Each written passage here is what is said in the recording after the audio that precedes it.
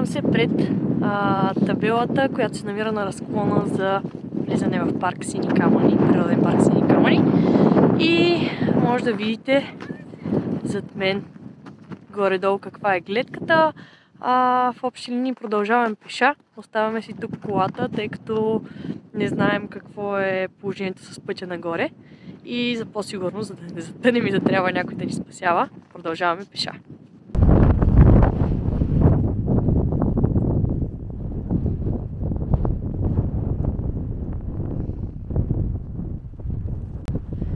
След като повървяхме известно време, вече почти стигнахме.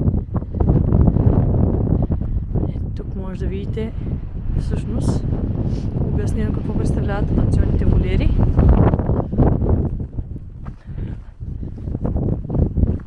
И сега след мъничко стигаме всъщност до самата волиера.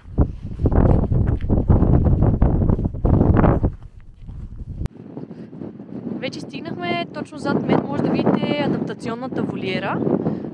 В нея младите птици прекарват доста време преди да бъдат освободени, тъй като тя служи точно за това, за адаптация всъщност на самите птици. Те трябва да свикнат с климата, с останалите диви животни в района, тъй като лешоядите са доста паметливи птици. По време на престоя в самата волиера те свикват с останалите обитатели на местността и по този начин стреса при пускане е много по-малък.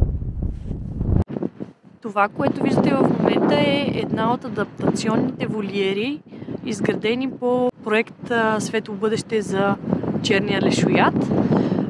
Всъщност адаптационната волиера представлява ето такава голяма клетка, в която младите птици прекарват известно време преди да бъдат освободени. Нейната функция всъщност е те да свикнат с околната среда, с дивите птици в района и също така със самия климат. Пред самата волиера всъщност виждате доста трупове и кости. Те са там не случайно. Всъщност идеята е да се привличат други птици, т.е. от тях не се захранват само лешоядите в волиерата, а се привличат и диви такива, или вече освободени всъщност. Като идеята е пак тези, които са в период на адаптация, да свикнат с останалите. Ето това всъщност е самата хранителна площадка. Успях да вляза вътре, така че ще можем да я видим отблизо и съвсем детайлно. Както виждате, волиерата е в непосредствена близост. Всъщност хранителната площадка се ползва така, че новоосвободените птици винаги да намират храна и по-лесно да се адаптират към района, когато бъдат освободени. Също така, в последствие, ако не могат случайно да намерят достатъчно храна, те ще имат спомена, че тук са откривали и ще се връщат в района, което всъщност е и целта на Зелени Балкани и на всички работещи по този проект.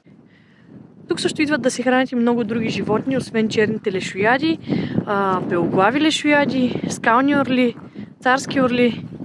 Както виждате, има доста какво да хапнат.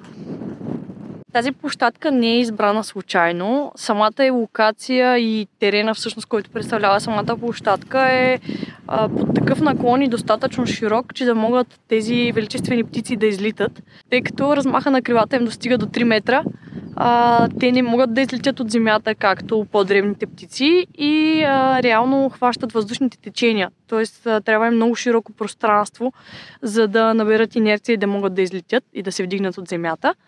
Така че тук е достатъчно широко, за да могат след като се нахранят да имат достатъчно пространство да излетят. Друг интересен факт за тях е, че те са доста социални птици, именно затова и метода с адаптационните волиери работи изключително добре, тъй като примерно от един труп на крава могат да се съберат до 100 птици наведнъж да се хранят. Също така метода с волиера се е доказал като най-ефективен, тъй като особено при черните лешояди има период, в който още не са половозрели, т.е. в първите години и имат период на скитане. Тоест, голяма част от тях, ако не са в адаптационни волиери и не са освободени по този начин, има голям шанс да отидат на друга територия, тъй като те изминават наистина хиляди километри, докато намерят подходящо място за гнездене. И това е още един начин да ги запазим да са в нашата българска природа. Освен място за захранване, може да видим и съоръжението, укритието всъщност, което се ползва от хората, които работят тук. То служи за наблюдение и снимки от близки разстояния на самите животни. Както виждате, не би се познало, че има човек вътре, дори самите прозорци са огледални, за да не се плашат животните. Сега от волиерата се насочваме към кошарата с овце, където се отглеждат над 300 глави животни. Като ще ви покажем всъщност как минава деня на един от хората, които работят тук. Тук всъщност се отглеждат една от най-българските породи овце, каракачански овце. Това е автохтонна порода, изключително стара такава. Може да видите терена какъв е пресечен. Не е много лесно за вървене, ако трябва да съм искрена. Не ми се мисли какво има на хората, дето го работят тук всеки ден.